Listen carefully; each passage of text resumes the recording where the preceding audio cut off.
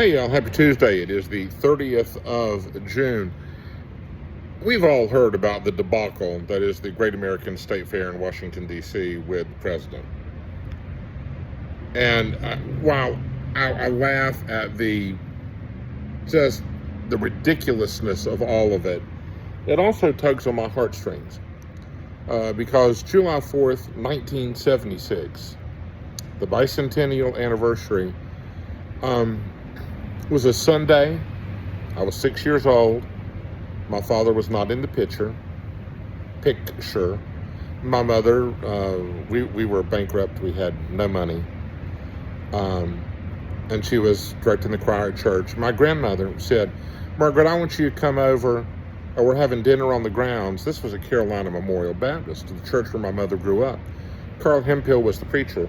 Well, one of Carl Hemphill's best friends, childhood friend, was Senator Sam Ervin, who was the lead in the Watergate hearings in the United States Senate. Senator Sam, bigger than life, just almost mythical figure in American politics. And sure enough, he was speaking at the church on July 4th. And then they had dinner on the grounds. And so we got done at our church. We took off over there. And my mother was much beloved at Carolina Memorial Baptist. So when we got there, they said, Margaret, come on in. We saved you and Jeffrey's seat. And so we sat at the head table. There was Carl and Carl's wife, Ruby, and then Senator Ervin. And my mom sat next to Senator Ervin and with my grandmother and me. And we were up there at... And right after dinner on the grounds, we took off for Washington, D.C. We didn't have any money. My grandmother said, Margaret, they had planned this. She goes, "I got a little bit of money saved up in the drawer. We'll just go." And we went to Washington, D.C., and we watched the fireworks over the Pentagon on July 4th, 1976.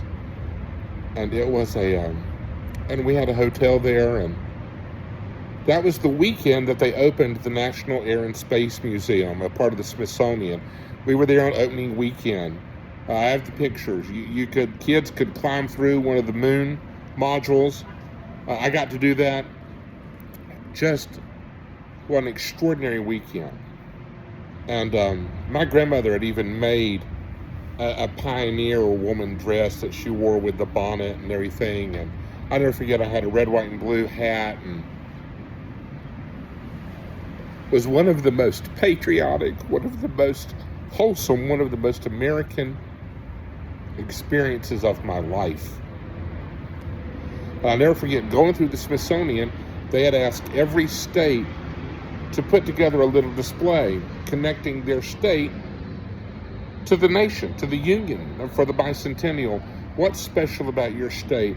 And my mother took me through and just, "Oh, Jeffrey, look, Jeffrey, come here. Jeffrey, see this. Jeffrey, come here. Jeffrey, you have to remember this. Jeffrey, don't forget. Don't forget." And I've remembered it all my life. And we got to the North Carolina Pavilion. And it probably wouldn't go over well now, and times are different. But our state's steeped in the tobacco industry, right? Part of who we have been. And part of the North Carolina display is what they had taken dried tobacco and packed it together, and then artists had sculpted it into a full-scale replica of the Liberty Bell that was made out of pressed tobacco. And that was part of the North Carolina display. And my mother said, "Jeffrey, get over there and let me take a picture."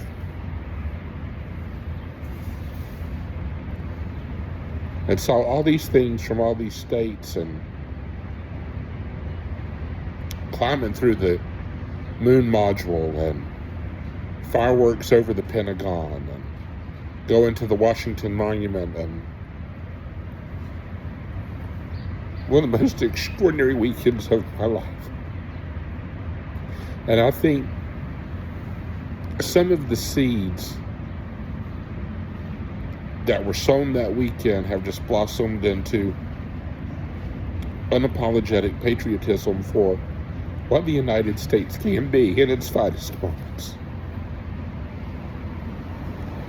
And I think of that, and then I look to the television or I read the news, and I see the hypocrisy and the division and the turmoil and the distrust and the incompetence and the hatred and the discrimination that is now on full display. It's supposed to be a part of something that brings this nation together. And you've seen how the people respond. People aren't going. Why? Because they don't want to be a part of that. Americans do not long to be a part of the division and a part of the problem. And it breaks my heart to look at the mall and to see just empty patches and people not going to celebrate. It's a shame. It's a once-in-a-lifetime opportunity, and they blew it. They blew it.